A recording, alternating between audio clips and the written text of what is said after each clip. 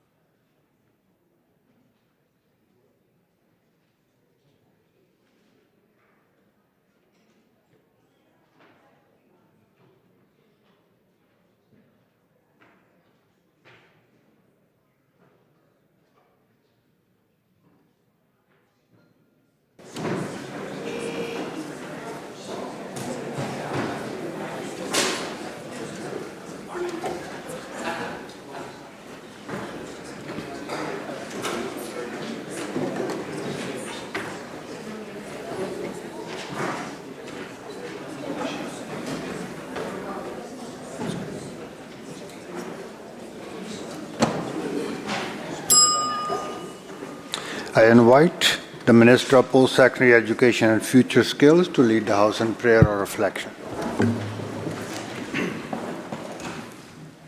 As we gather in this house during a week filled with the light and reflection of Diwali, today we pause to mark Bandi Chhod Divas, a Sikh day of liberation.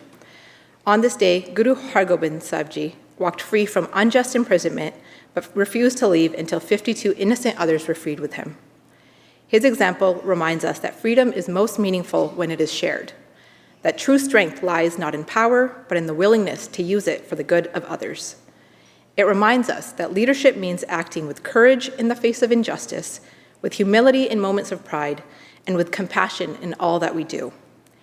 May we all be blessed with hearts that remain humble in service, minds that seek truth, and the strength to stand for what is right, even when it is difficult or lonely to do so. As divas are lit in homes and gurdwaras across the world, may their light remind us to dispel the darkness of division and despair and bring light wherever we serve. May this house be guided by compassion, rooted in justice, and may we always remember that the truest leadership is service to humanity. Waheguru Ji Ka Khalsa, Waheguru Ji Ki Fateh. Introduction by members. Member for Columbia River, Revelstoke. Thank you, Mr. Speaker.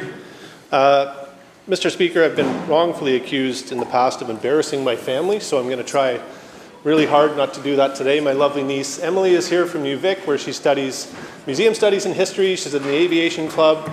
We're really proud of her. I'm just so glad that she's here today. So would the House please make her feel welcome?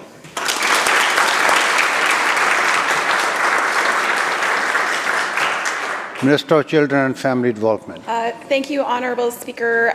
In the House today, I'd like us to welcome the Family Resource Programs of BC Board. We have Heather Jo, the Chair, and the entire board, Tara, Dana, Tim, Chantel, Katrina, Casey, Aaron, and Delaney. Family resource programs are near and dear to my heart. They are crucial community hubs that provide support for families, play-based learning for children. I remember when my kiddos were little and I would walk in and meet other families and just get connection and the support I needed. They're crucial in our communities. I'm so grateful that you're here. I'm looking forward to meeting with you later, and will the House join me in welcoming? Member for North Island. Honourable Speaker, it is my honour to introduce to the House Nora and John Curry, lifelong partners who have lived and raised their family in the beautiful Cowichan Valley for over 30 years. Nora and John are well known in the Cowichan Valley for their public service to families and to the pillars of democracy. Nora received her degree in nursing from the University of Calgary. She began her nursing career early on Vancouver Island and has served as a registered nurse in BC for over 35 years. Tonight, Island Health will award Nora with her 30-year service recognition pin, a testament to her dedication, compassion, and long-standing commitment to the well-being of others. Over the decades, she has cared for thousands of families in the Cowichan Valley, first at Cowichan Lodge and since 2008 as a hospital liaison nurse at Cowichan District Hospital. John is an integral member of our Conservative caucus staff here in the Legislature. Thank you. And has served in public life both locally and nationally for more than 30 years. He has run in 8 elections on Vancouver Island, including twice as the federal Conservative candidate and most recently in the 2024 as our candidate in Cowichan Valley. John is a former 2-term councillor for the municipality of North Cowichan. Thank you, John and Nora.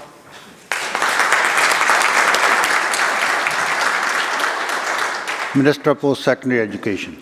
Thank you, Mr. Speaker. I'd like to take a moment to welcome some new and returning guests to our legislature, joining us all the way from Duncan today. First is my father-in-law, Darshan, who's recently retired after serving 35 years working in the Doman Sawmill, which is now our Western Forest Products. He continued a proud family legacy in forestry that began with his father, who worked in the same mill for over 50 years. My mother-in-law, Jackie, who's had a dedicated career in Island Savings Union, is also now retired, although neither of them are really good at retirement because they're both working again. And they're also joined by our really good family friends, Kathy and Barry Waters, who have very deep roots in the Cowichan Valley and are partners in the Red Arrow Brewing Company in Duncan. Barry also sits on the board of the Cowichan District Hospital Foundation. I know despite all of these many accomplishments, their biggest accomplishments and excitements are their grandchildren that they get to spend so much time with, and I'm so grateful that they're here today, and they get a very special tour later today from Keith Baldry. So if the House will join us in making them feel welcome. Member for Kelowna Centre. Thank you, Honourable Speaker. Today I'd like to welcome to the gallery some amazing ladies from Starbright Children's Development Centre. Starbright Children's Development Centre I got to speak about last year in a 2-minute statement. It is a non-profit registered charity that provides early intervention therapies and programs to children 0 to school age, and they've been doing this for a very long time, 59 years in the central Okanagan. They're highly trained and skilled. They have 60 staff and they work with approximately 1,200 to 1,400 children a year. So please join me in welcoming Dr. Rhonda Nielsen. She's been the executive director since 2013. She has her career spans a diverse range of roles. She has an incredible list of her education and her roles, and she brings deep appreciation for the passion and dedication that drives Starbright's mission to make a meaningful difference. Amazing woman. And Carol Misey as well currently serves as the board chair and association president for Starbright, a role she's embraced with dedication and vision since she was recruited to Starbright in 2003 following years of impactful advocacy on behalf of parents and children with invisible disabilities within the school district. So in addition to this work, she's also had a thriving business in Kelowna for 33 years. So please join me in welcoming them today. Thank you.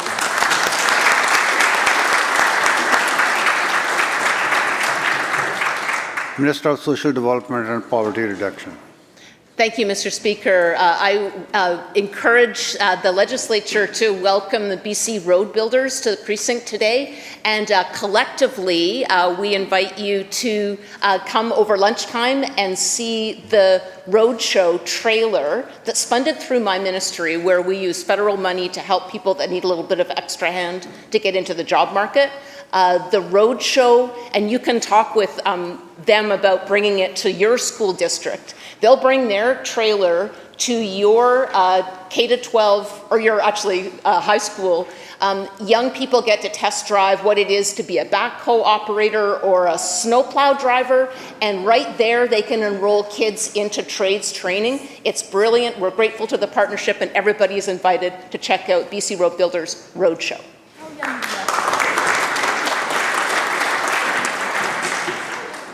Madam Clerk. Introduction of bills. Member for Nanaimo Lansdale. Honourable Speaker, I move a bill entitled Professional Reliance Act, of which notice has been given in my name on the order papers, be introduced and read a first time now. Across British Columbia, local governments, workers and professionals are working hard to build the homes and infrastructures and communities our province needs. However, good projects are delayed because qualified provincially regulated professionals are required to have their work reviewed multiple times at the local level. The Professional Reliance Act is a practical solution to this problem. It allows local governments to accept certified work from professionals, engineers, architects, and others regulated under the Professional Governance Act, so that projects can move forward faster without sacrificing safety, quality, or accountability. This legislation strengthens local governments by freeing up their staff to focus on planning, community engagement, and long-term vision, while reducing duplication and cost. For young people, it means more homes coming to market sooner. For families, it means a better chance to live in the community they love. For local governments, it means more results and more time to serve people. At its heart, this bill is about using every tool we have to make housing more attainable. This bill is about helping build the future of this province together, faster, smarter, and with hope. Thank you, Honourable Speaker. Members, the question is first reading of the bill. All those in favour say aye. Aye. Opposed? Motion carried. Member. Mr. Speaker, I move that the bill be placed on the orders of the day for second reading at the next sitting of this House after today. You have heard the question. All those in favour say aye. Aye. Opposed? Motion carried.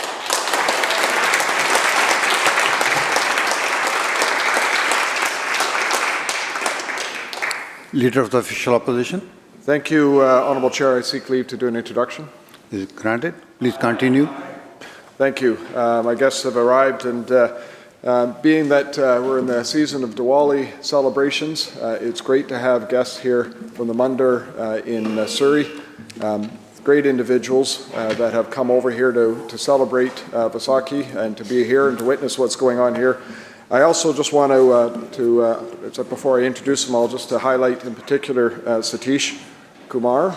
Satish has been a community leader, and particularly in his fight against extortion. He has himself had extortion threats. His business has been shot at, and he has been a real community leader in bringing together people in Surrey to fight against this, to raise a level of awareness about this, and to fight for the changes that are needed. So along with Satish also is Aman Kumar, Anish Kumar, Amit Vasudev, Madesh Lumba, Narendra Kumar Singla, Raj Villu, Manish Goel, Avnash Chandal, Sanjeev Kushal, Vinny Agrawal, Pardeep Mahindra, Vinay Sharma, Krishna Devi Singla, Seema Garg, Herpal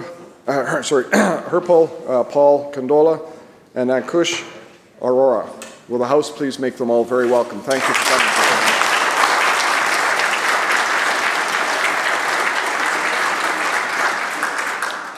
Member for Vancouver Langara. Seek leave to make an introduction as well, please. Is leave granted? Please proceed. Thank you. This morning we are joined in the gallery by the board members of Sri Lakshmi Narayan Temple in Surrey, along with their president, Mr. Satish Kumar. I'm especially happy to welcome a good friend, Mr. Vinay Sharma, managing partner at Keyways Mortgages, founder of the Times of Canada news media, and a well-known community leader in Surrey. Vinay plays an active role in the management of the Lakshmi Narayan Mandir and supports many local initiatives and helps new immigrants and families find their footing here in BC. We're grateful for all of them to join us in the gallery, and let's give them all a very warm welcome.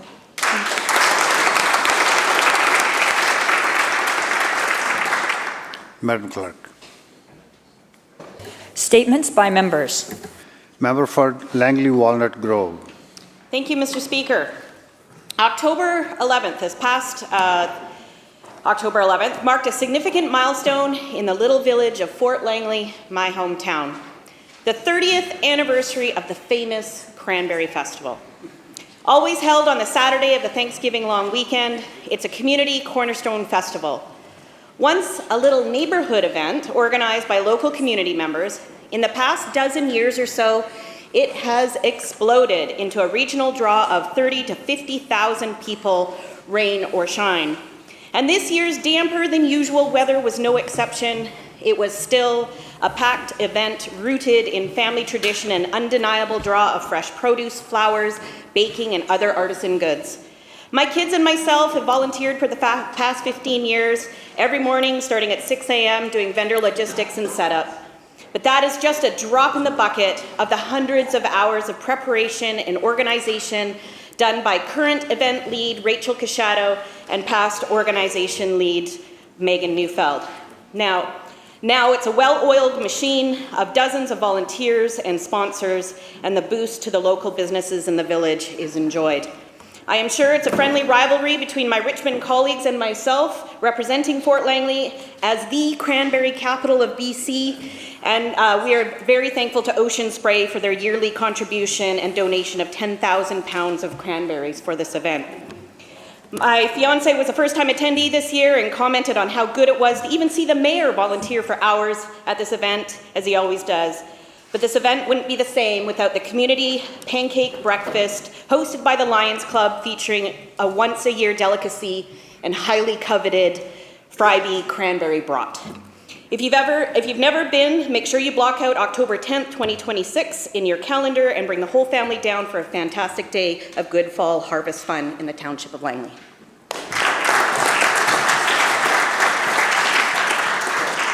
Member for Cowichan Valley. Thank you, Honourable Speaker. It is with great pride that I rise today to mark the opening of the new Cowichan Urgent Primary Care Centre located at 940 Government Street in the heart of Duncan. This facility represents a significant step forward in our commitment to improve access to health care for residents across the Cowichan region. The Cowichan UPCC will provide timely, team-based care 7 days a week, offering both urgent primary care services, whether it's a high fever, a minor injury, or a need for ongoing support. This centre ensures that individuals and families can receive the care they need when they need it most.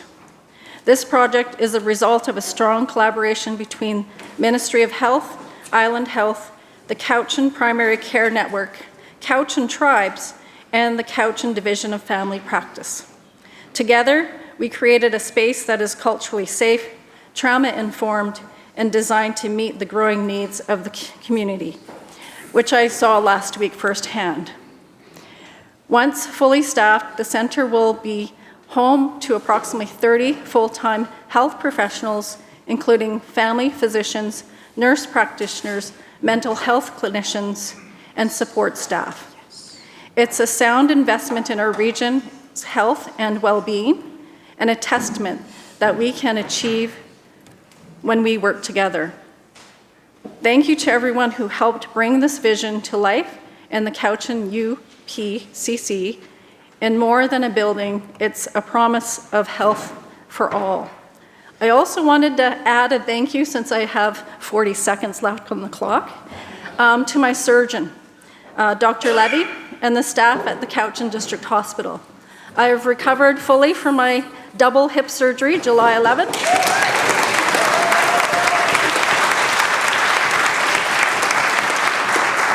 It would have been sooner. I've been suffering since I've been 18 years old with the, diagnosed with ankylosing spondylitis.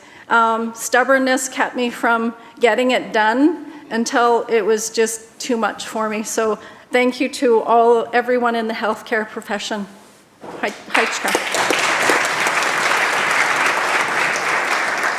Member for Kelowna Mission.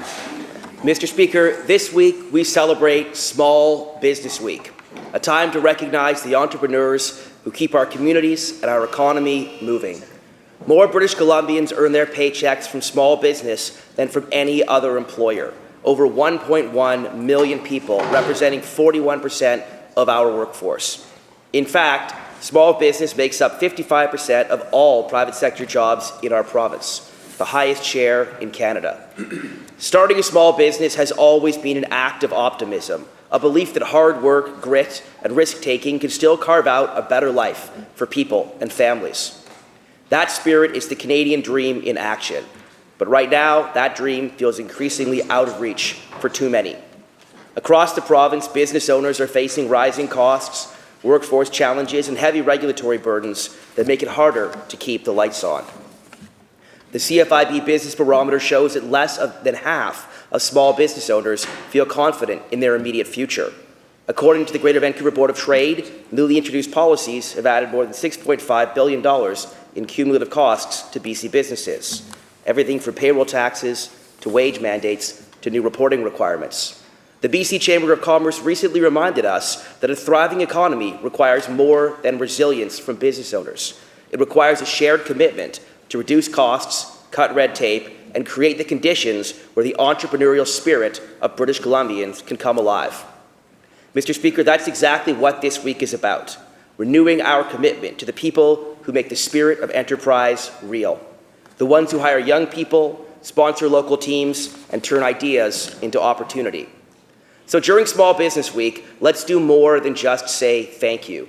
Let's stand shoulder to shoulder with the people who keep our communities strong, and let's work together to save small business and everything it represents. Because if we want to keep the Canadian dream alive, we must stand with the small business people who are still out there building it every single day. Thank you, Mr. Speaker.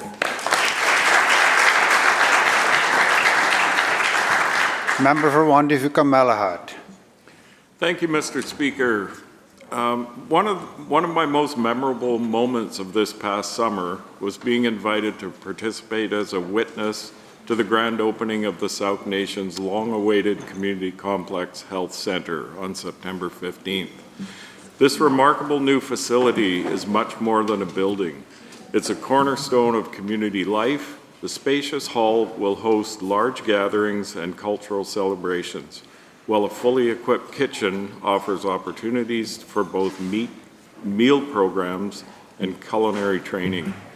With several meeting rooms and spaces for community activities, the centre supports everything from governance to family health services. It brings together the nation's administration, children and families, health and lands and environment departments under one roof. The CCHC features brand new doctor's offices, laboratory space equipped with tools needed to provide holistic health care. This centre is designed to address the physical, emotional, spiritual, and mental health needs of the community, ensuring that Sauk members have a well-equipped space for healing and well-being. The grand opening was an inspiring day, marked by cultural ceremony, art unveilings, tours, and a shared meal. Among the beautiful artworks revealed was a butterfly-themed tile mosaic by Sauk artist Shelley Davis, created alongside more than 20 Sauk youth, an inspiring symbol of cultural teaching and the bright future ahead. The Sauk Nation's new Community Complex Health Centre stands as a testament to the community's strength, resilience, and vision. It will not only serve as a place for governance and health, but also will be a vibrant heart of culture, learning, and connection for generations to come. Thank you, Honourable Speaker.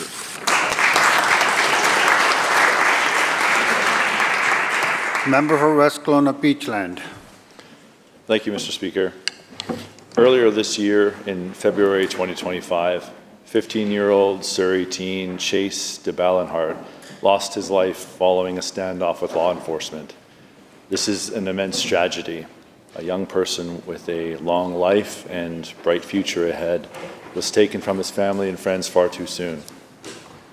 I stand here to offer my deepest condolences to Chase's parents, loved ones, and the entire community affected by this heartbreaking loss.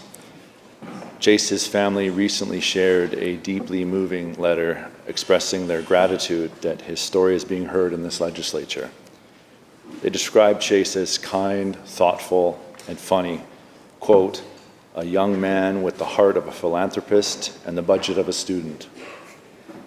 Their words remind us that behind every tragic statistic is an individual, a son, student, or friend, and a family whose world is changed forever. The family also shared their pain of being left in the dark during the ongoing investigation. While we wait for the outcome, it is vital that the IAO investigation is open, fair, and comprehensive. The people of British Columbia are watching. Chase's parents deserve maximum transparency and a clear understanding of exactly what happened to their son.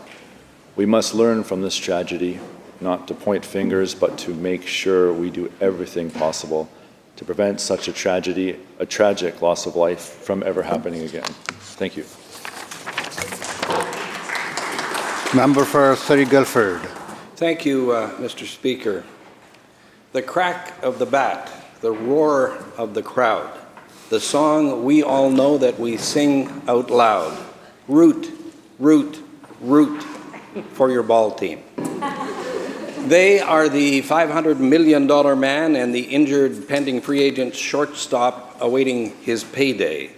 They are prized free agent signings, a 41-year-old future Hall of Famer, and a 22-year-old wonder kid who flew up 5 levels to be the star in these playoffs.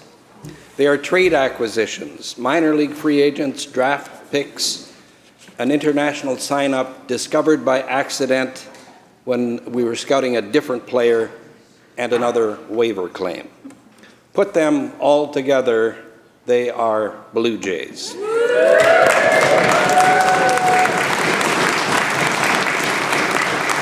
The Blue Jays are heading for their first World Series since 1993.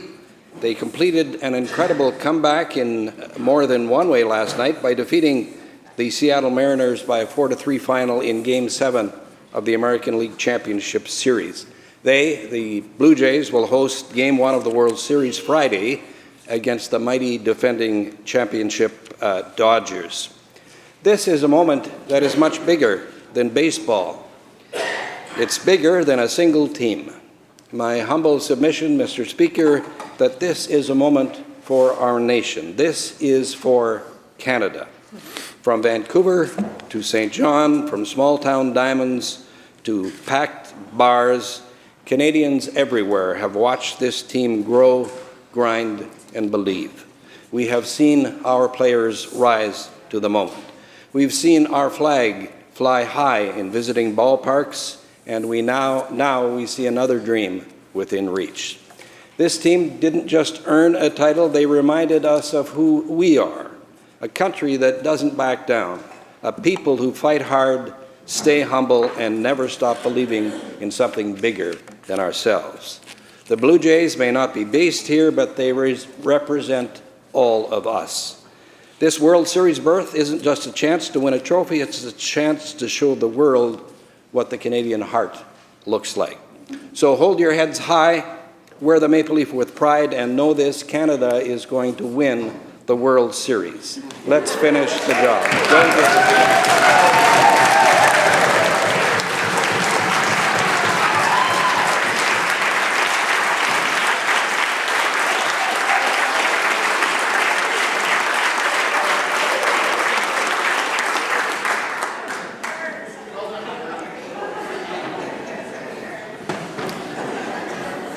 Madam Clerk.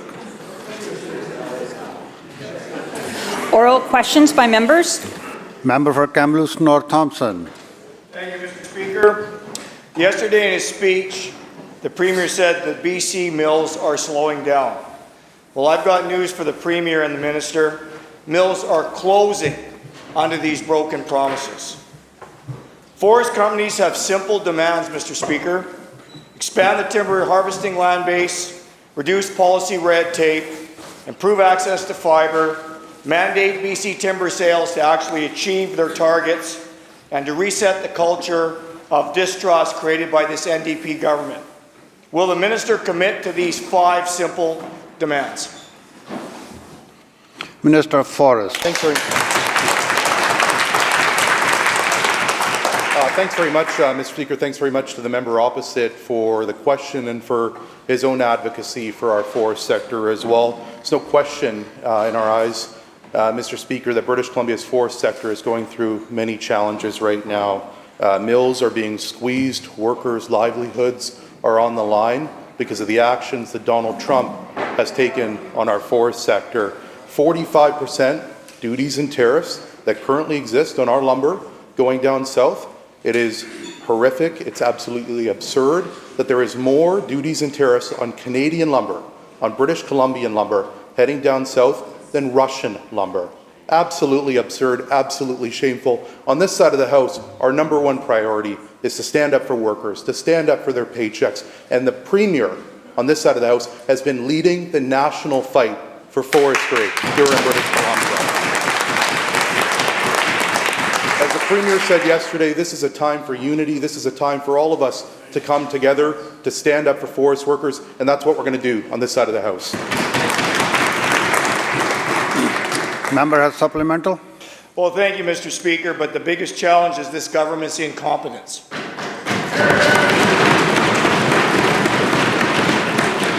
While the minister plays dress up, I bled for this forest industry. Complex regulations and policy chaos are killing this industry. Why is the government's broken promises, and why are they going to continue to start strangling the BC forest sector under their own red tape?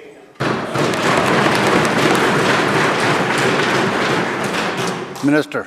Mr. Speaker, it's a shame to see the member across the way not do what the Premier did yesterday, and that was condemn Donald Trump. In fact, not once.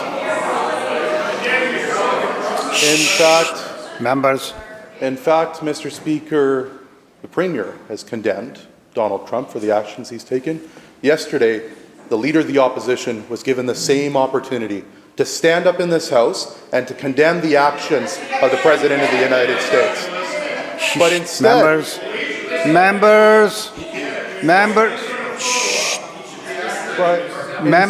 Mr. Speaker, we have a Leader of the Opposition. Members, you can raise your point of order later on.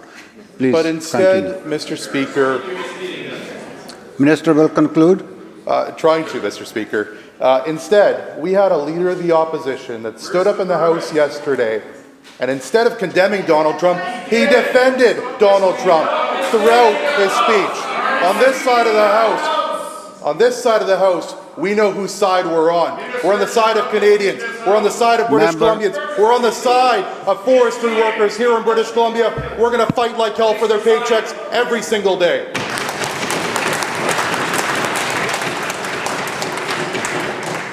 Leader of the Official Opposition. Thank you, Mr. Speaker. It's a shame to see that lying has now become commonplace in this House by this opposition, or by this government.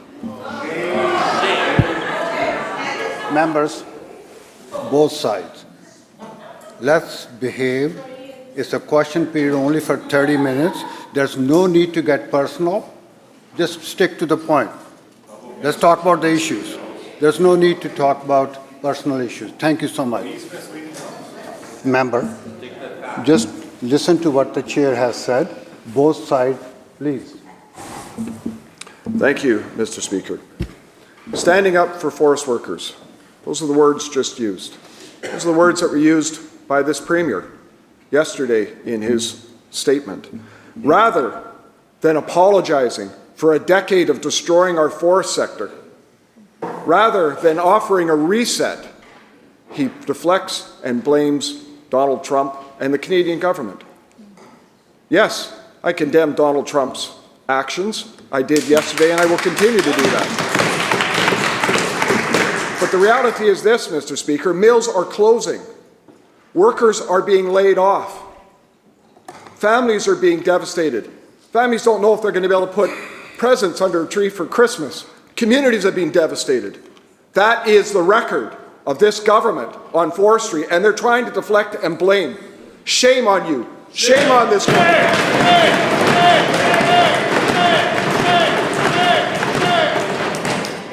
So a simple question, Mr. Speaker, through you to the Premier. Will this Premier admit that under his watch, this government has overseen a more than 60% reduction in the forest sector, the greatest demise of our forest sectors in BC's history?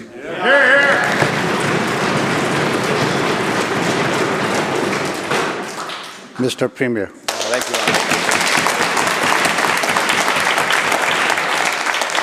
Our government will always stand up for forest workers, stand up for workers across this province. But how quickly the member across the way forgets his time in government. 45 mills closed, 70,000 forestry jobs lost. The removal of the requirement that trees close to the mill go to support local jobs. The mass privatization of our forest lands sold off to corporate donors, to his party. It puts us in a difficult position responding to pine beetle kill, forest fire, and the understandable desire of the majority of British Columbians to protect our precious old-growth forests. That's what's left. These are not easy issues, Honourable Speaker. These are hard challenges the government's grappling with. But on top of that, to face 45% duties on wood going to our biggest market, the United States, worse access to the United States than Russia has. You know, to have members in the opposition, and the member can deny it, but it's true, it's on the record. We're fighting these things. Members on the opposition saying that Donald Trump's requests to us are simple neighborly requests, that we should just do what he says. These are like literal quotes from the opposition. The member for Langley Walnut Grove, quote, "It's a simple neighborly request to make. Fix the border. It doesn't need to be tariffs." And then the member for Langley Willowbrook, quote, "I know it's uncomfortable, Honourable Speaker, but when we cut off the liquor from the United States, they said it was a mistake, Honourable Speaker. When we took action against Trump and the Americans, they said it was a mistake. When we stood up for British Columbians and Canadians, they said it was a mistake. They welcomed bloggers in here who called the proposal to cut off electricity to the U.S. a war crime, Honourable Speaker. Well, I'll tell you this, we'll stand up for Canadians and British Columbians every single time."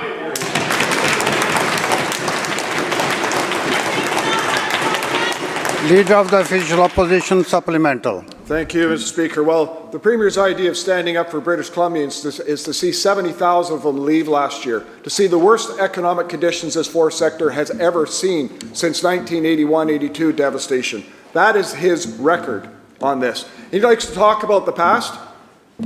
From 2009 through to 2017, when they took power, more than 30,000 jobs were added to this sector. All of those and much, much more have now been lost. And I can tell you something. This government stood in a place like Merritt and said, mills like this will never close. And yet they've closed. This government has done everything it can to oppose the idea of help for the forest sector. The forest sector itself has come in and said, please just do this, stop with changes. You're killing us.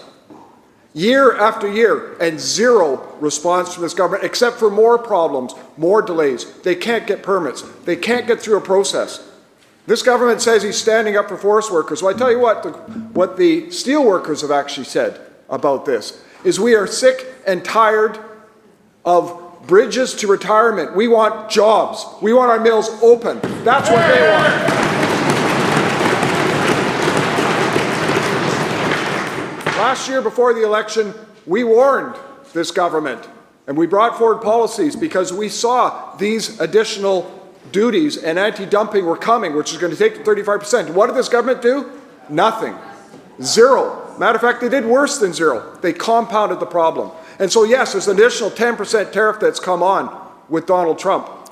But the reality is, this softwood lumber problem has gone on under their entire time, and they've done nothing. Except for one thing I will say about this, Mr. Speaker. They did go and talk to the forest workers. They did go and talk to the union down in the United States and brought home a $650,000 check that I'm sure they're embarrassed to have given them, given the devastation they've delivered on that money that went to the NDP. So my question, quite frankly, is this simply to the Premier. Same question as I just asked. Will the Premier admit that this is a challenge that has been now created under his government? And will he commit to a reset? He's promised 45 million cubic meters. We're not even going to be able to cut 30 this year. Why is he misleading this forest sector? Actually come true with them and offer some hope instead of blaming others. Yes.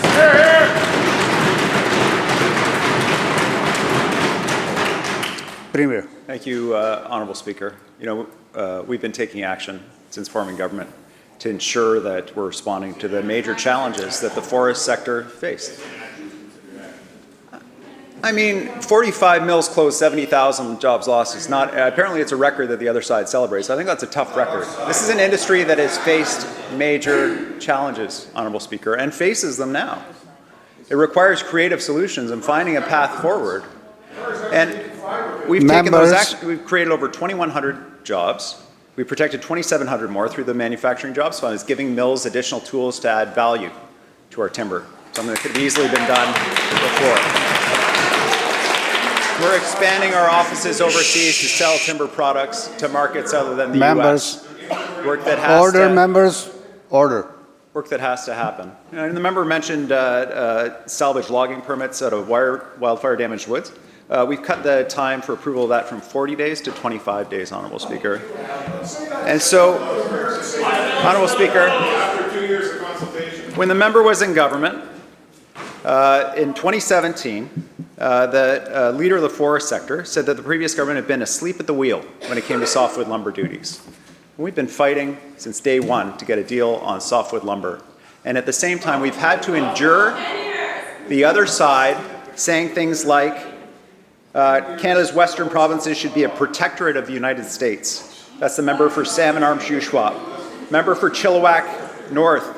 EB needs to comply with Trump for the greater good. The member for Langley Walnut Grove, a simple neighborly request to make from Donald Trump. Abbotsford West, quote, I agree with Trump, unquote. Langley Willowbrook, we must take urgent action on Trump's requests. On and on and on, Honourable Speaker. We're fighting for Canadian workers. We're fighting for British Columbians.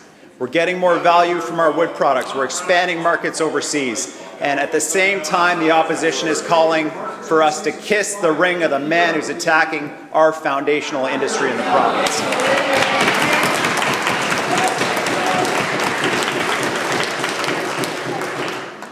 Members, let's be a little bit courteous. When a question is asked, no one should be interrupting. When the answer is provided, equally, no one should be interrupting. Leader of the third party.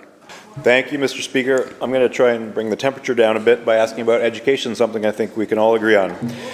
It's clear we're in a period of austerity leading to broken election promises. I won't list them all, Mr. Speaker, but one of the most concerning is this government's broken promise to educators.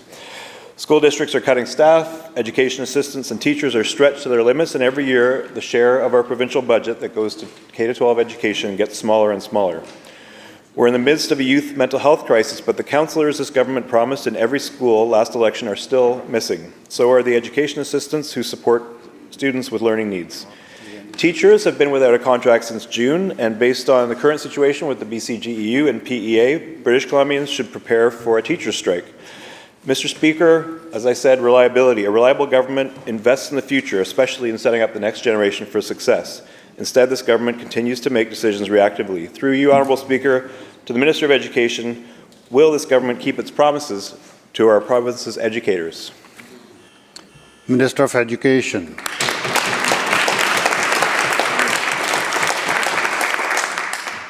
Thank you, Honourable Speaker, and I want to thank the member opposite for the question. I know he's a fierce advocate for public education, as we are on this side of the House. We've had many conversations about the values of public education and supporting the system, which is why we as a government protected education funding in our budget. In light of very difficult times fiscally around the globe and here in Canada, we made the choice here in British Columbia to not only protect our education budget, but also to increase it by $319 million. And this is in light of the challenges that we're facing globally. I want to assure the member that we're working closely with all of our partners in the K-12 sector to meet our promises to educators. We have the K-12 workforce table, which is actively working on these commitments, like counselors in schools. We continue to work with the TF, we continue to work with CUPE, with BCGU, with all of our union partners and all of our sector partners to make sure that we are meeting the demands of the K-12 sector and supporting our kids and our staff in that system. Thank you. Member supplemental. Thank you, Mr. Speaker. To clarify, I understand that the budget is protected, but what I was saying is the proportion of public money we spend on education is less and less. The government says it values public education, but the funding model for BC schools hasn't been updated since 2002. Instead, life is more expensive and families are being forced to make difficult choices about where to spend their money. Instead of supporting them, this government quietly cut the Student and Family Affordability Fund, a program that was designed to cover basic school fees, clothing, and field trips for those in need. Parents in this House know how important these are, and it was touted by school districts and this government as transformative. Mr. Speaker, the Minister told the public that this 3-year fund was never intended to be recurring and that a replacement was coming. Well, the school year, as we know, is well underway, and parents in need have yet to see the replacement. So, through you, Mr. Speaker, to the Minister of Education, when will this government replace the Student and Family Affordability Fund? Minister. Thank you, Speaker, and I want to thank the member for highlighting the supports that we were able as a government to give during COVID-19. There were significant needs all across our province, and we stepped up in a number of ways through time-limited funds, 3-year funds, to support families in their affordability measures, things like school supplies, things like field trips. We continue to invest in those things. Just recently we announced our commitment and a partnership with the federal government for our National Food School Program, which combines to our Feeding Future. We now have every single district in this province offering breakfast, lunch, or a combination of, and snacks in schools. This not only provides parents relief for those who are facing those affordability challenges, it takes away the stigma for families who need to access those supports, and really it makes our schools a more welcoming, caring, loving place. We know a student can't learn and can't succeed if they're not, if they're going to school hungry and they're not being supported. We're going to keep investing in programs like that to meet those needs. Thank you, Speaker. House Leader of the Fourth Party. Thank you, Mr. Speaker. Over the last 4 years, this government's reckless and unscientific COVID mandates have driven more than 7,000 healthcare workers out of the system, gutting frontline care and putting British Columbians' lives at risk. Even after walking back these mandates, the government doubled down, forcing workers to disclose vaccine status, reapply for their own jobs, and return to work with not a penny of back pay. And unbelievably, they're still holding the threat of new mandates over their heads. Our healthcare system has crashed and burned under the weight of critical staff shortages that this government has created. So my question for the Minister of Health is this: will she finally admit that her government's COVID mandates damaged our healthcare system, and that it was an unforgivable betrayal of the very people we rely on to keep us healthy and alive? Mr. Premier. Thank you, Honourable Speaker. It's hard to think of a better example of the challenge of discussing public health care, the need to protect vulnerable kids and seniors who are in healthcare environments and long-term care and hospital. It's hard to think of a better example of how hard it is to have these conversations in this House with an example of the ideology that has been brought into this House by the Conservative Party. This anti-vax philosophy, which has no grounding in science, proposes to send unvaccinated workers into our long-term care facilities and hospitals with children who are fighting cancer, with seniors who are clinging to life, and expose them to COVID and the flu and measles. It is incomprehensible. It is unforgivable. Raising anxiety among British Columbians about vaccination right at the beginning of flu season,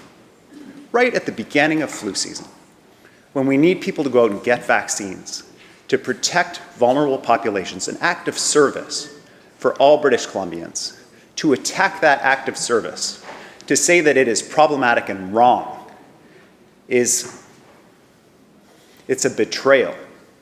And that ideology was brought into this House by the Conservative Party, and I think they owe British Columbians an apology.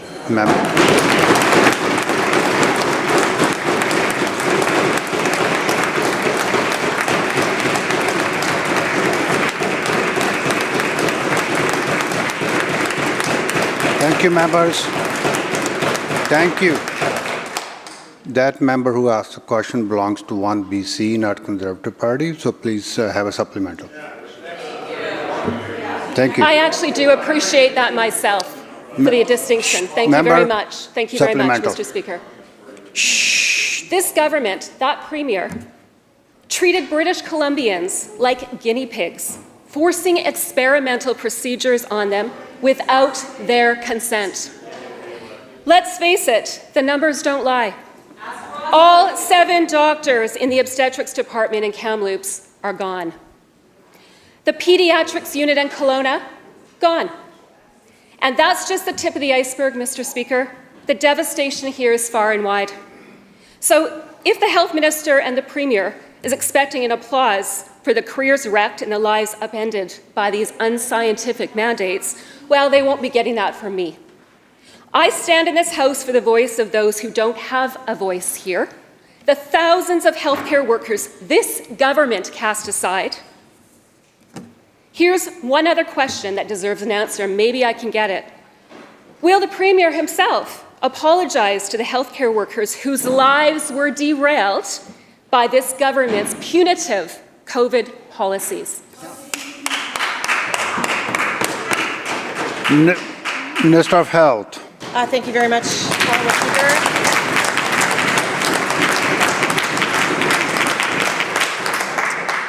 This government will always follow scientific, evidence-based policies and the advice of experts in our medical system. Mr. Speaker, this government will always put patients first. And that's why it's so important to correct the record that there are no doctors who have left the job. Departments have not closed. This government continues to put the long-term stabilization of our healthcare system, the strengthening of our healthcare system, as a top priority. It is the job that the Premier has mandated me to take, and that is why we are taking so much action to strengthen that healthcare system, to recruit and train more doctors and nurses, to bring them in from the US, a place where people feel pushed out because of the anti-science policies and rhetoric of that federal government south of the border.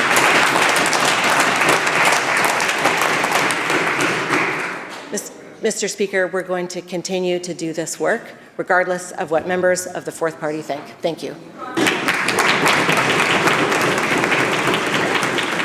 Member for Boundaries, Milkameen. Interfor and Grand Forks Mill is now closed indefinitely, leaving hundreds of families in my community in limbo.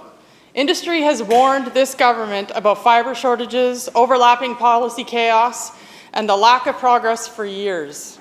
Will the Premier go to Grand Forks, look the people in the eye, and explain how they will pay for their bills and put Christmas presents under the trees this Christmas? Minister of Forests. Minister. Thanks very much, Mr. Speaker. And please continue. Wow, Mr. Speaker. Just before Thanksgiving, the workers in Grand Forks got devastating news.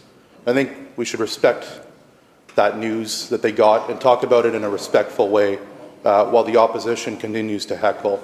Let's talk about that news. They got the call that impacted their livelihoods. The member opposite talks about the impact on Grand Forks. I also talk about the impacts in Chase, British Columbia, with the Adams Lake Division. I've had conversations with the mayor regularly of Grand Forks. In fact, my colleague, the Minister of Local Government, was on the ground meeting not only with the mayor, but with workers and with industry as well to talk about the impact of Donald Trump's tariffs are having on that sector. And the members opposite don't seem to like it when we are standing up to Trump because they like to defend Trump. Let's hear directly from the mayor himself, Mayor Baker, who I might add is in Ottawa right now fighting alongside us for our forest sector. He said, and I quote, "I've spoken to the mill manager who said due to the current market conditions and another 10% duty on softwood lumber, bringing it to 45%, the mill has shut down indefinitely." And I'll take it to another level, Mr. Speaker. This is coming directly from the CEO of Interfor, and I quote, Ian Fillinger, "We continue to believe that long-term industry stability cannot be achieved without a durable and fair resolution on the Canada-US softwood lumber dispute," unquote. We are working hard on this side of the House to ensure that we can have a strong, sustainable, robust forest sector that delivers the certainty and predictability that industry and workers are looking for. But we cannot resolve that with 45% duties and tariffs, more duties and tariffs on British Columbia, the second largest exporter of softwood lumber in the world, than there is on Russia. On this side of the House, we're going to keep standing up for our forest workers. We're going to keep standing up for those workers in Grand Forks.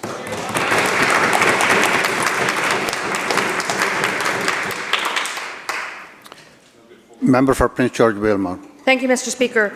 Last week, I attended a Safe Streets rally in Prince George. Unlike the Premier and his ministers, over 1,000 people packed into an arena, pleading for help as street disorder and violence crush their livelihoods.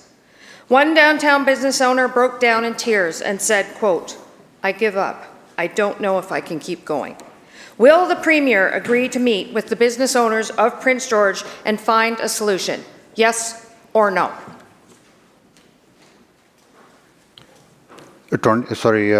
Solicitor General.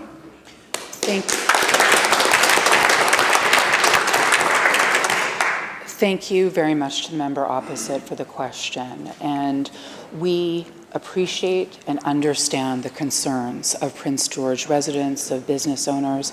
The Minister of State for Community Safety and Integrated Services has spent time in Prince George with mayor, with council, and with business owners.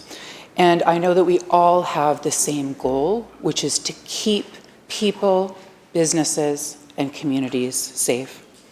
That's why our government is taking real action to support police in doing their vital work on our streets. We have set up something called the REVOI program, the Repeat Violent Offenders Intervention Initiative, which consists of teams of police, of prosecutors, and of probation officers. And they're actively monitoring 40 prioritized individuals who have been causing challenges on the streets of Prince George. We've also stood up a program called SITE, the Special Investigation and Targeted Enforcement Program. And Prince George has applied for funding and received over $800,000 in funding to support targeted investigations into repeat violent offenders.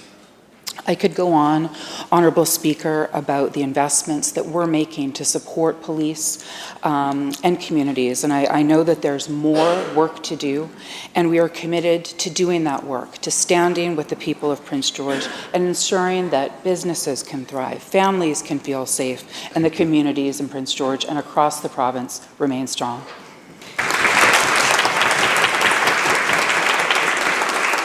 Member for Abbotsford South. Thank you very much, Mr. Speaker. So let's just recap today. We have an NDP government that is destroying confidence and hope in every corner of our economy and every corner of British Columbia. We have the forestry industry, once the backbone of this province, closing. Mill after mill after mill. And the kiss of death is when the photo op king shows up at your mill. I'd be very worried. Small businesses are buckling, Members, pleading for help. We just heard in Prince George, over 1,000 people, 1,000, pleading for help from the chaos that this premier caused with its "lest hands out drugs for free" policy. Crime is rampant. Businesses are buckling. Homeowners don't even know if they still own their homes because this government sat on its feet and did nothing. Investors are vanishing, running for the hills, running for anywhere they can actually make a profit because they can't do it in British Columbia anymore due to this government's incompetence. But yet, what does this government do, Mr. Speaker?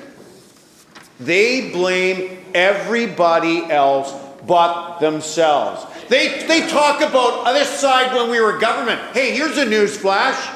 We haven't been in government yet, but you watch, we soon will be. We can even hear the chants. Question, Mr. member. Speaker, I have a question. The chants outside every day as disgruntled BCGEU members don't know whether they'll be able to put Christmas gifts underneath their trees because this government sat on its hands for over 6 weeks. We got families begging for relief. Question, and what do we member. get from this side of the government? Question, member. Nothing but pointing fingers at everyone else. So my question, Mr. Speaker.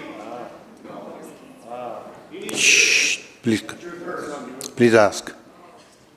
I got all day. Just don't worry about it. Just ask question.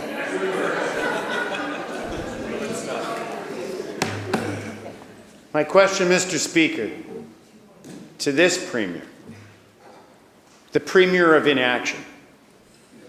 Come on. Will he stop, for once, today, pointing at fingers at everyone else and finally take responsibility for the close to a decade that his government has been in business, Thank you, member. destroying people's lives, and will he actually do what's required to get people in this province working and running again?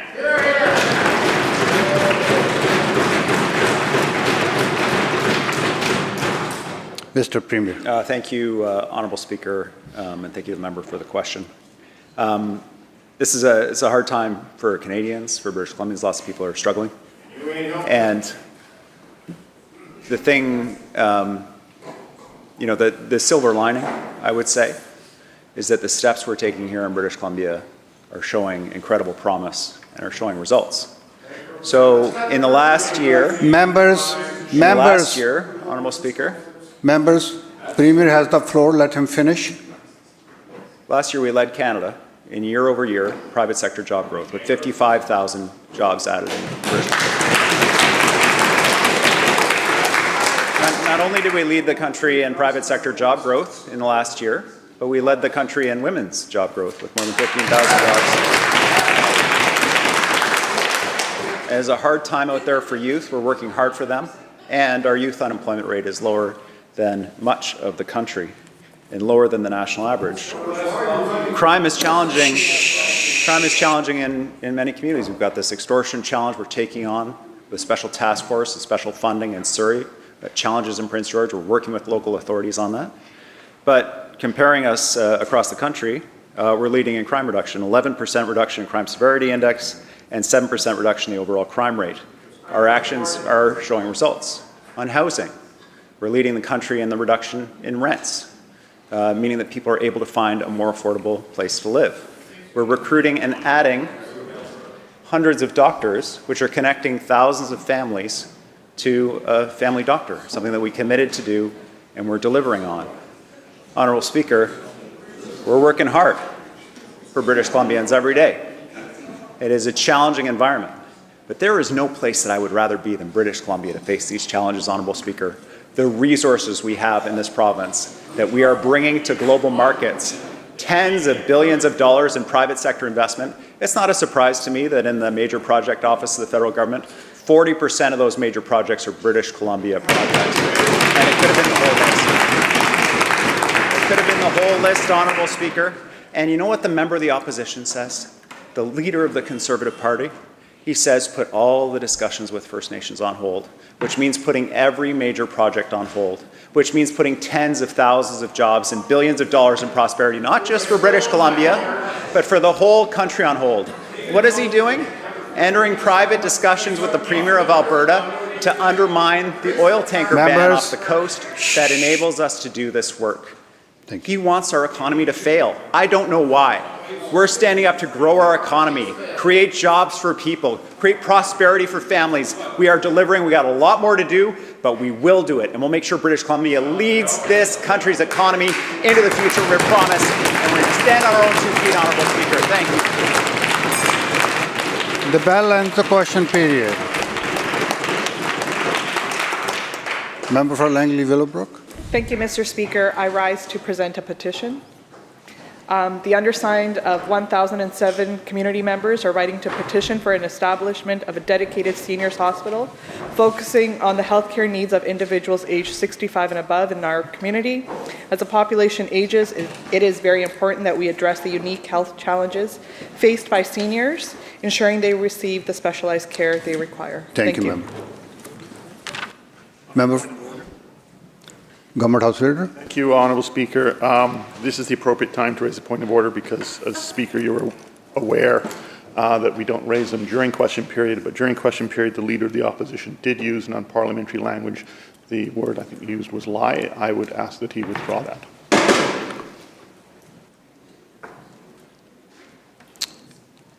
You have anything? Okay. Well, thank you, Member. We will look into it. Member for, Columbia River Revelstoke. Thank you, Mr. Speaker. I have a petition to present today from 487 residents of Marysville, BC, who would like to see a more robust crosswalk and a school's dedicated speed zone along Highway 95A for the childcare facility, as well as Marysville Elementary School. Thank you. Madam Clerk. Member for Caribou-Chilcoot. Mr. Speaker, I rise today also to present 2 petitions. The first petition is regarding the state of roads in the Spout Lake Road area in Caribou-Chilcoot, and the petition concerns a high-traffic road that continues to deteriorate. Honourable Speaker, I'm presenting this petition on behalf of 64 residents that are very frustrated and demanding action to make road improvements to this very busy corridor. The second petition is also regarding roads and the state of infrastructure in the 103-mile area of my riding. The petition concerns infrastructure within their subdivision that is in dire state of repair. Honourable Speaker, I'm presenting the petition on behalf of residents of the 103-mile area who are calling for long overdue repairs and proper maintenance of their roads and related infrastructure after years of what they feel is neglect. 103 residents have signed this petition. Thank you, Mr. Speaker. Members, before I recognize member for Cochin Valley, I'm advised, and other people have also heard, that Leader of Opposition did use the word lying, so the Chair would ask him to withdraw. Thank you, Mr. Speaker. I withdraw. Thank you. Member for Cochin Valley. I'm new to this. Thank you, Honourable Speaker. Do I need to seek leave to make an introduction? Yes. I seek leave to make an introduction. Proceed. Thank you.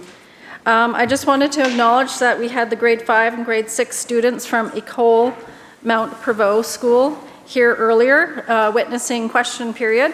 And along with them is the teacher, Wanda Young. So they're out having a tour of the legislature right now, so if the House can make them feel welcome, thank you.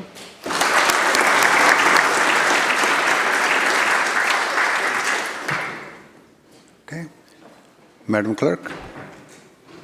Orders of the day. Government House Leader. Thank you, Honourable Speaker. In this chamber, I call continued second reading on Bill 20. And in Section A, the Douglas-Fir Room, I call continued committee of the whole on Bill 12, the Motor Vehicles Amendment Act.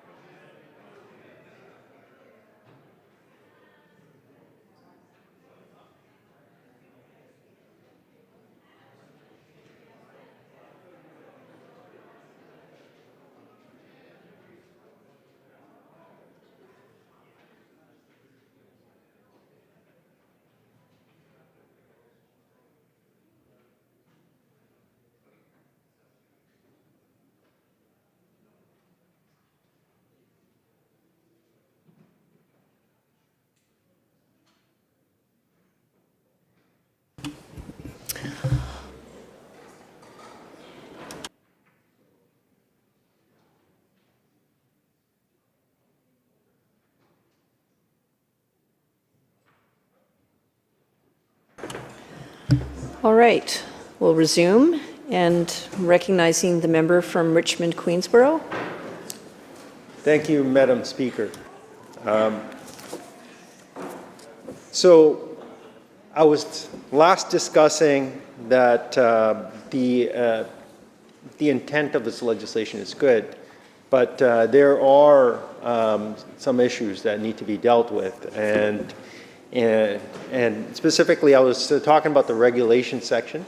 So the intent is good, that we need to have prompt payment in the construction industry. We need to make sure people are getting paid, and that part of that intent needs to be that needs to be strongly enforced.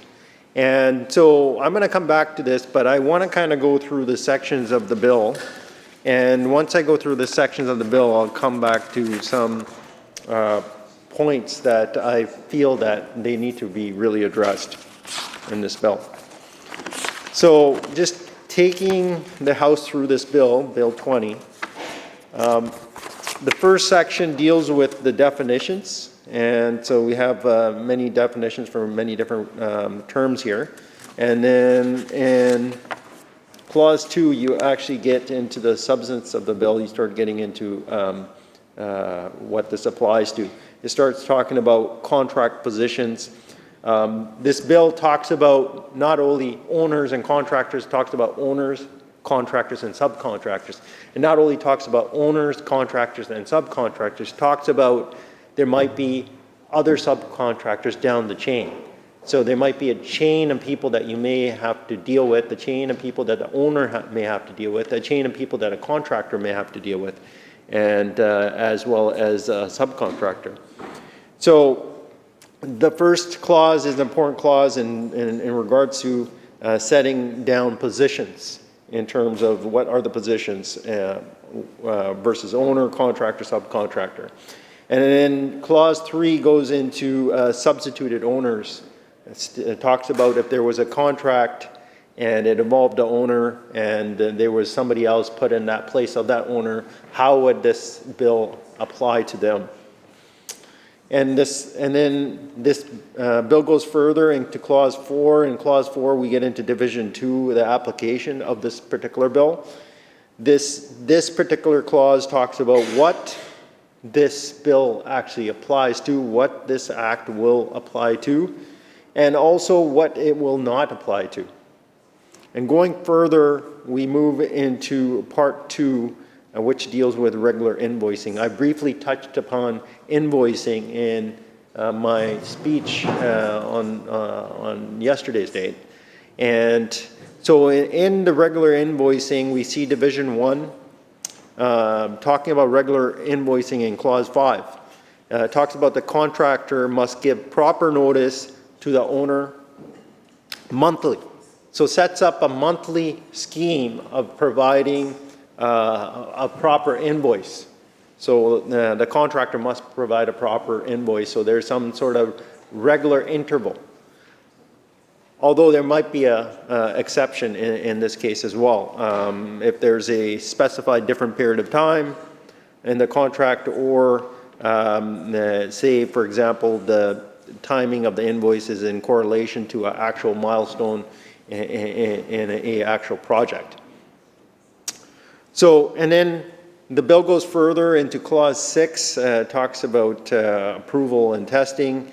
And it goes further into Division 2 with proper invoices. And this section is probably an important section for this particular bill because it talks about what needs to be included in a proper invoice. And it spells out such things as names and addresses of contractors, dates of invoices, period of time that's covered, information identifying that contract, description of quantity of services supplied or material supplied, amounts payable for services or material supplied, payment terms, and those types of things. Anything that you would probably imagine a proper invoice should have, and that's pertinent, it seems to be included in this part of the clause. The next clause goes into revisions to invoices. There's an opportunity to have actual revisions to invoices that have been rendered in certain circumstances.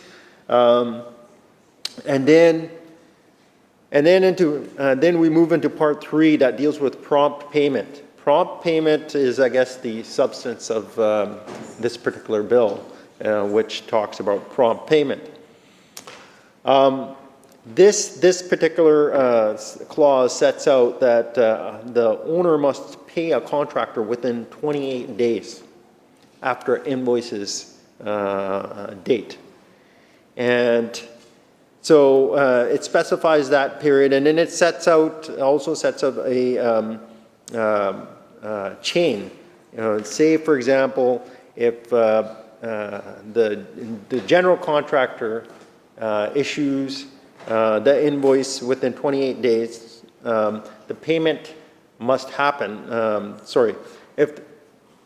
There's a lot of terminology in here. So basically, if the invoice comes monthly, the payment must be made within 28 days for the contractor. And if there are subcontractors, then those subsequent contractors need to be paid within 7 days. And then if there's a chain of subcontractors, the 7 days will continue in those circumstances. So it seems a bit convoluted, but once you understand the actual numbers and the entities, and as well as the periodic periods, you get a proper grasp. So monthly invoices must make the payment within 28 days, and if there are subcontractors, first subcontractor needs to be paid within 7 days, and if there's further subcontractors down the chain, that 7-day period keeps continuing. So that seems to be the substance of the prompt payment mechanism. How is that prompt payment going to work? So that's a very important section to review in this particular bill. And this particular part 3, prompt payment, goes further in clauses 10 and 11.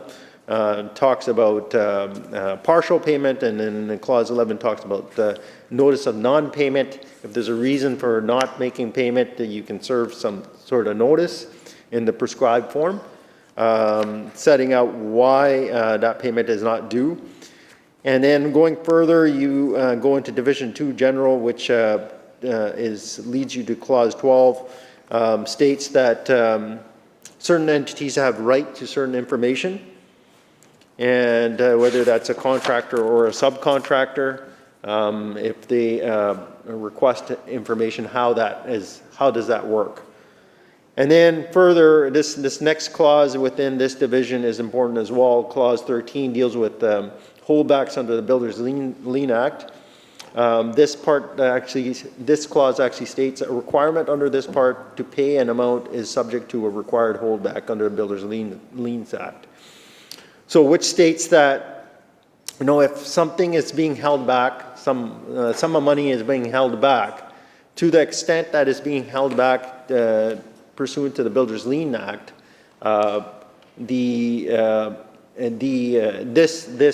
this prompt payment legislation would not kind of apply to that holdback. Going further, it talks about how this, in clause 14, talks about how this legislation doesn't apply to wages, pay wages, and contracts of employment and collective agreements. And then clause 15 talks about interest. And then when we move further to clause 16 and onwards, it gets into interim adjudication. So this process actually talks about, say, if you don't get paid, and then what do you do? Well, there's a process of adjudication that seems to be codified in Part 2 called interim adjudication. And clause 16 talks about interim adjudication. And clause 17 refers to adjudication procedures. And then clause 18 gets into referral to adjudication. And then 1920 talk about limitation issues. And then as we get further, we look at consolidation of adjudication, parallel proceedings. Say if there is a court proceeding, can this happen? It gets into that. And then we get into Division 3 preliminary matters, which deals with the selection of adjudicator. How does that all work? Adjudication fees, how does that work moving forward into this division? And then as you go further into Division 4, under this part, it talks about the powers of adjudicator. What can an adjudicator actually do? And then going further, talks about any sort of objections that can be made on jurisdictional grounds. And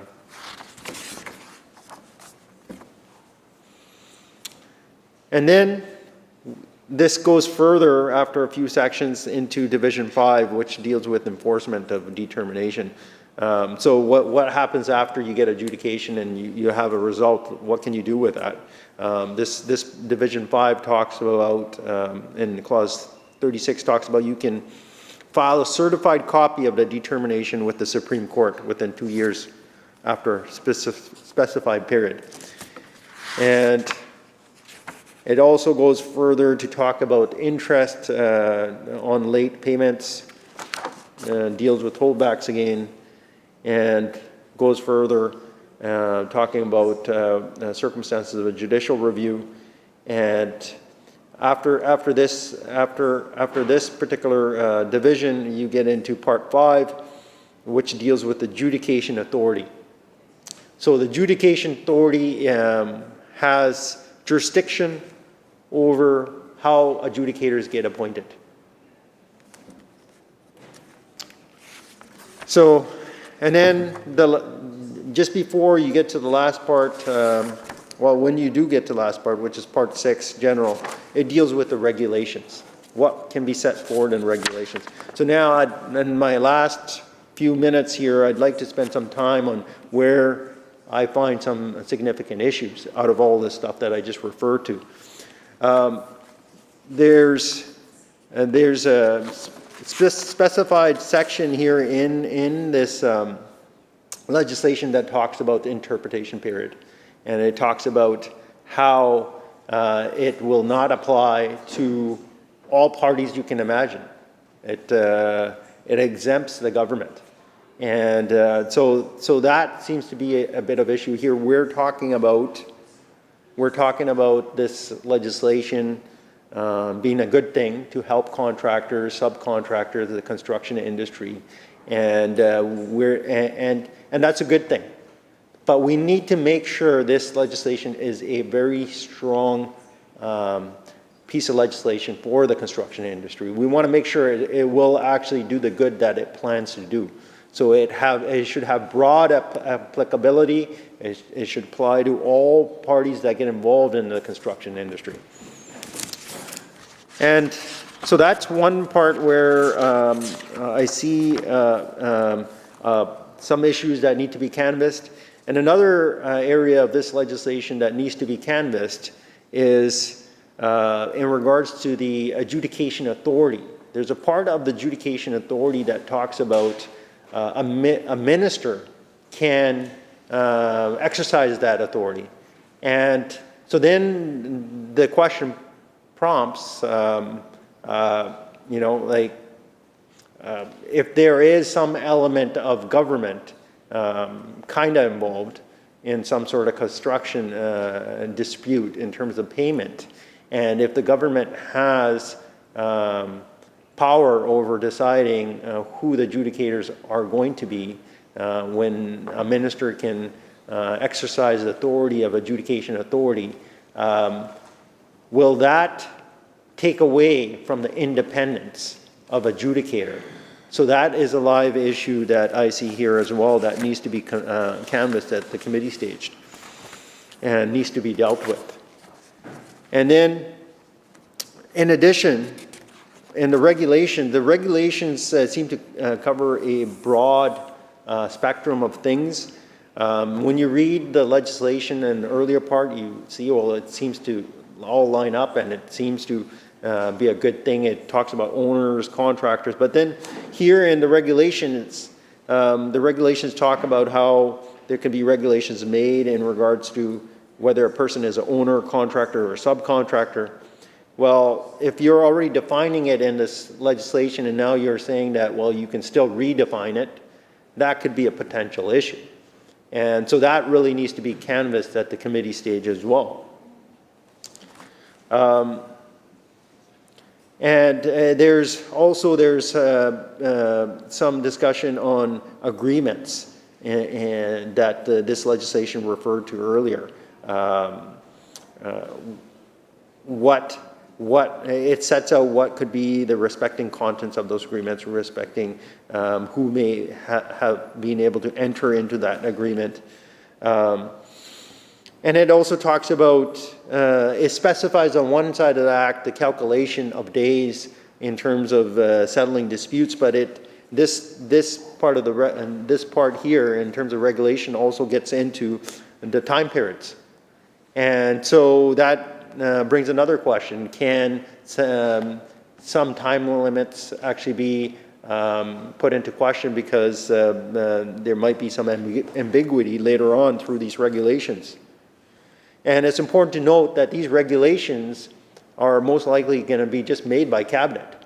And there's probably not going to be much consultation on this. So this would probably be a concern. We heard earlier from the Attorney General when the Attorney General introduced second reading that there was a lot of consultation done on this bill. But although there was a lot of consultation done, will there be consultation done in terms of these regulations? Because these regulations seem to address a lot of the good work that this legislation has put in and has talked about. But then it talks about, well, you can redefine certain terms, you can look at situations again.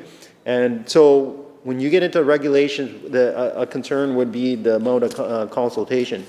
And so bottom line is this, this legislation has a good intent to protect the construction industry with prompt payment, but we need to make sure that it will be effective in that purpose. And this legislation will actually help in that purpose moving forward. Thank you. Recognizing the Minister of Infrastructure. Thank you, Honourable Speaker. As the Minister of Infrastructure, I'm pleased to stand in the House here today to speak in support of Bill 20, which is the new prompt payment legislation introduced by my colleague, the Attorney General. As the Minister responsible for major capital project planning and delivery, from schools and hospitals to health facilities and post-secondary student housing, I know firsthand how critical stability and trust are within the construction sector. In many ways, we are the Ministry of Construction, and this legislation demonstrates that we are here to support and stand up for the people who make our communities possible. This bill represents an important step forward for British Columbia's construction industry, one of the largest and most vital sectors in our province. Prompt payment will help ensure that cash flow is predictable and that disputes are resolved more quickly, and that projects are less likely to be delayed due to payment uncertainty. I'd like to take a moment to acknowledge any partners from the construction sector who may be listening to today's debate. Your skills and dedication help build the communities that we live in. And I am so grateful for all of the industry leaders who have advocated for this over the years and who have sat down with me to empower me to be their voice on this issue within government and enabled me to help work with my colleagues and help them understand why prompt payment legislation was needed. Many industry groups have been involved in the work of advocating for changes over the years. I think about the BC Construction Association, which represents thousands of contractors and plays a key role in strengthening our province's construction industry. I think of the Electrical Contractors Association of BC, representing more than 150 companies who know the importance of having prompt payment legislation. The Mechanical Association of British Columbia, whose members are the pipe fitters and welders, HVAC techs, plumbers, and more that make buildings in BC work by installing, servicing, and retrofitting mechanical systems. They were one of the first organizations to raise the alarm about the need for prompt payment legislation. And I think of the unions who represent building tradespeople across the province, whose expertise and skills their members bring to do the physical work that is required to actually build these construction projects. Because when it comes to prompt payment for companies, it's also about payment of workers and ensuring that British Columbia continues to be a truly great place to set down roots and to thrive. Steve. Although prompt payment legislation is new to the floor of this House, the idea that you should be paid for the work that you do is not. At its foundation, this is about fairness for the construction industry, an industry that has built our province and powered our economy through difficult times. Whether you are a general contractor or a subcontractor, prompt payment legislation helps to ensure that the work that you do to build a project is respected. Smaller contracting companies in particular take on significant risk when they accept a contract. They're the ones who have to put tradespeople to work and secure materials in advance, often months before they can be paid. Reliability of cash flow is critical to helping manage that risk.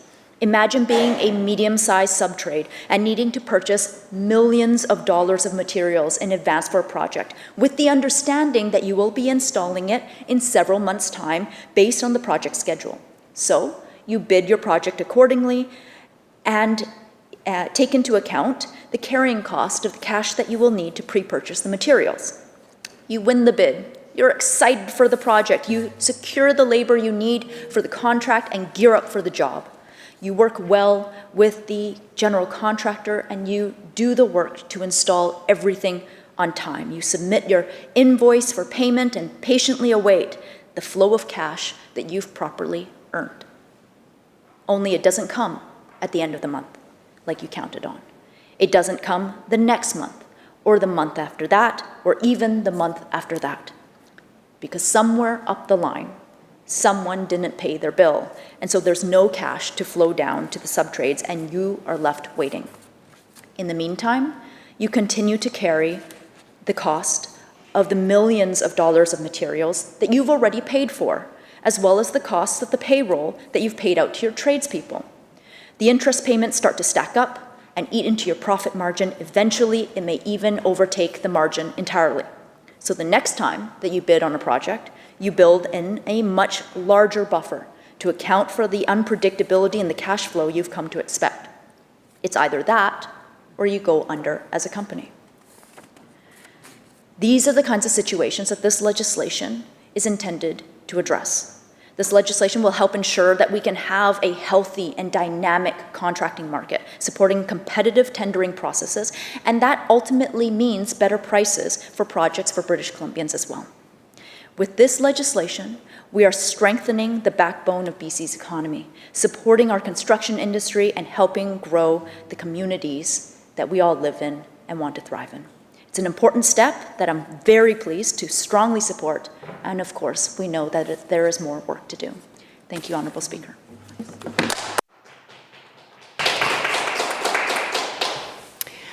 Recognizing the member from Prince George Mackenzie. Thank you, Madam Speaker, and appreciate the opportunity to join the debate this morning on Bill 20, the Construction Prompt Payment Act. And this is a very important topic. It's an important sector for British Columbia's overall economy, accounting for about 10% of our overall GDP. So it is something that we need to support this sector how we can. And I want to begin by saying this. The BC Construction Association deserves so much credit for working on this particular file for years now. I've worked with the CEO, Chris Atchison, in my past life in the private sector and can honestly say he has been nothing short of persistent. So congratulations to Chris and his entire team for getting this to the floor. And indeed, I'll join the Minister of Infrastructure in congratulating all of the construction sectors, all of the labor groups who have advocated for this over a period of time.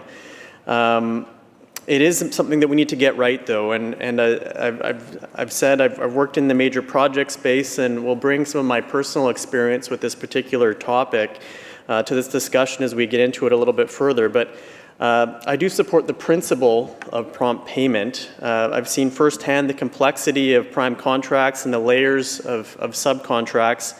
Owners, project owners and prime contractors have have very stringent commercial contracts that deal with all kinds of terms and conditions and lots of complexity. They have to protect their own interest in those dealings. And there are mechanisms for legal recourse. But what's a challenge is the recourse for the little guy. The subcontractors down the value chain when a dispute arises between an owner and a prime, and that's something that I have witnessed in some of my work. Prompt payment in the construction sector I don't think is a partisan issue. I think it's a matter of fairness, of basic respect for the people who do the work and keep this province building. Where I do have concerns is in the delivery and making sure that this is actually done effectively as intended. Because as we've seen all too often from this government, there's a wide gap between a good sounding idea and a system that actually works in the real world. So I represent, of course, a riding of Prince George Mackenzie. It's a region built by hardworking people, so loggers and mill workers, of course, but many tradespeople and small contractors who've spent decades building the infrastructure that drives this province. Whether it's roads, schools, resource projects, or housing, the construction sector is, as I've said, a massive part of our economy. And I'll add another thanks to Nicole Bryant from the Northern Regional Construction Association, who has spoken to me about this file as well and her work on that. And her contractor members, I've spoken to many of them and know that the challenges in Northern BC, and I'm going to get into a few of those as I get into my remarks. Madam Speaker, the reality for many of the businesses that I talk to in my community is that getting paid for completing work can actually be an uphill battle. So I'll get into that. I worked with the small contractors as one of their advocates when they're caught in the disputes between owners and primes. So these are some of the folks who have maybe only a handful of employees. They might have just a couple of trucks, a yard full of tools, local timber mart supplying to a contractor working near their community. All of them have told me the same thing. They do the work, they send the invoice, and then they wait. And then they wait, then they call me to give me the updates on their wait times. And it's something that is a real challenge when you're a small contractor trying to make ends meet. The problem isn't that people, it's not always that people just don't want to pay or they're being negligent. It's that the money can get held up in layers of subcontracting. There could be approvals and bureaucracy, and sometimes it is caught in commercial disputes as well. So the small guys at the bottom of the value chain are the ones left carrying the financing risks often. And they're the ones impacted the most, I would say. They're scrambling to make payroll, to keep the lights on, and to keep their apprentices working. And if they try to use the current legal tools, of course, we have the Builders Lien Act, for example. It can be too blunt. It's a cumbersome process. It can be expensive. Business relationships, people don't often want to go that route because it can harm their future interest. And that act hasn't been updated in many, many years now, so it is also out of step with today's realities. The builder's lien process might make sense for a major dispute on a $100 million project, but for a small contractor chasing $50,000 or $100,000 in overdue invoices, it's not always practical. The time, the legal fees, the stress, it might not even be worth it. So yes, the principle of prompt payment is overdue, and I certainly don't dispute that. But what matters is whether this bill and the way the government chooses to implement it will actually make a difference for the people it's supposed to help. Now, Madam Speaker, before coming to the legislature, the projects that I worked on, and they were big, complex undertakings with prime contractors, construction managers, engineering firms, and multiple layers of subcontractors, as I've said. And when you've been working in this world, you learn quickly how one missed payment or one administrative delay can really ripple down that value chain. So there could be actually dozens of companies down below on these major projects. The prime contractor doesn't get paid, so they hold back payment from their subs who hold back and so on. So I've seen good, competent businesses pushed right to the brink of insolvency because of those payment delays, and tried to work through those issues with them. But the system currently as it is has allowed that inertia that is a real problem. So let's start with some of the concepts in the bill, and I'll go into a few specific key areas of interest that I just want to clarify as we're moving forward. So let's start with the concept of a proper invoice. So under this bill, the clock on payment doesn't start ticking until a proper invoice is submitted and has to meet certain criteria. So that does sound reasonable, but of course we need consistency, transparency, and in all that in our documentation. But as we're looking at what a proper invoice is, I think that is important for defining to make sure that small contractors have the ability to to actually, not be tripped up or not be able to fill out that type of paperwork. A large contractor with a team of accountants and lawyers, they can handle that paperwork, but let's make it simple for the little guy. So will there be plain language templates, online tools, a helpline or support desk? Because I think these details do matter. So hopefully we'll be able to hear from the Attorney General as we get through later stages of this bill, what the government plans to do to make sure this system is simple, accessible, and fair. Another area that I want to get further clarification on before understanding the further support for the bill is how this bill is going to apply to the BC government itself. So as well as Crown agencies. I've heard from many companies in my area that say that organizations like BC Hydro are actually some of the worst offenders in prompt payment challenges.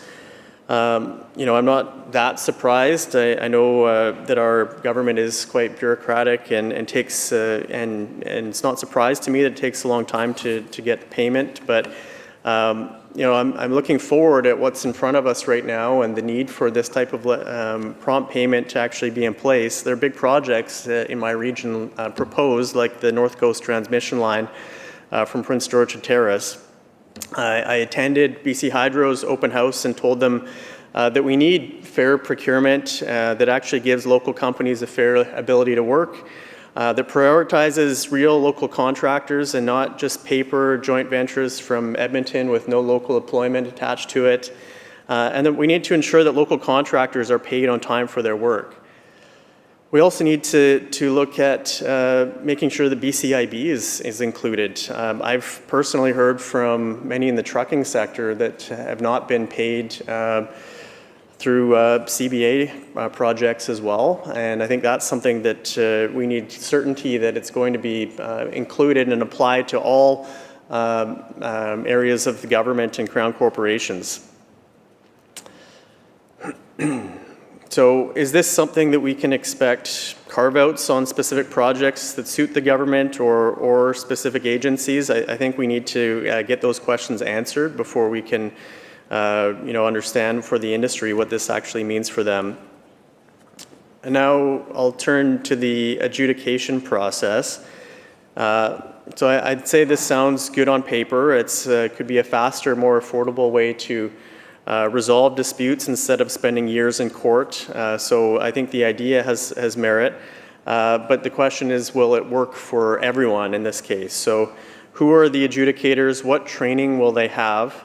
Will they understand construction, or will they just add another layer of bureaucracy that is challenging for folks to navigate? And how much will it cost to bring a dispute forward? I think all of these things, if they're only prescribed in regulation, like it's hard to tell for the industry what that actually means for them.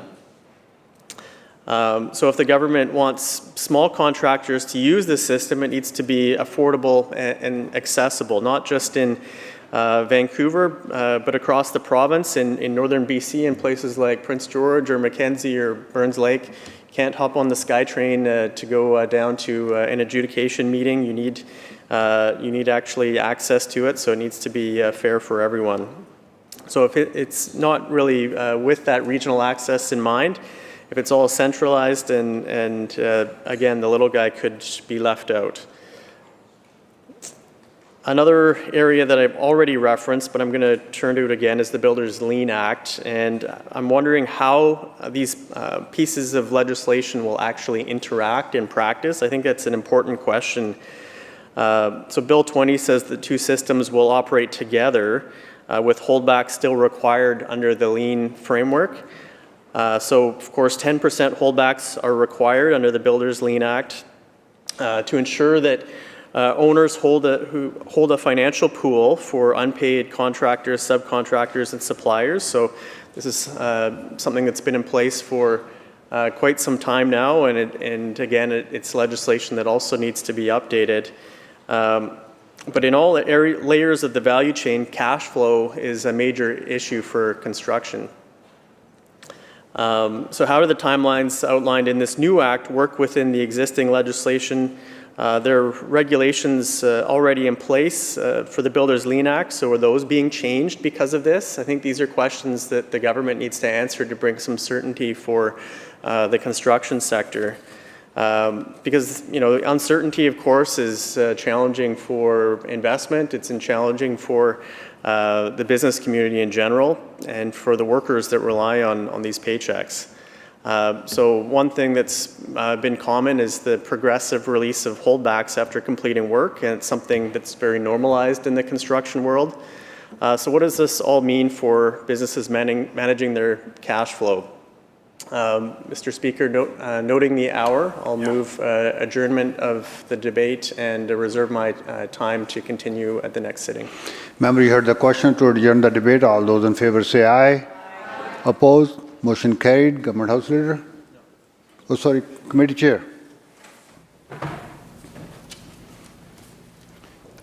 Mr. Speaker, Section A reports progress on Bill number 12 and asks leave to sit again. When shall the committee sit again, Government House Leader? Later, thank you. The next sitting, thank you. At next sitting, it's ordered. Government House Leader. Thank you. I now do move that this House adjourn. You heard the question to adjourn the House. All those in favor say aye. Opposed? Motion carried. This House stands adjourned until 1:30 p.m. today.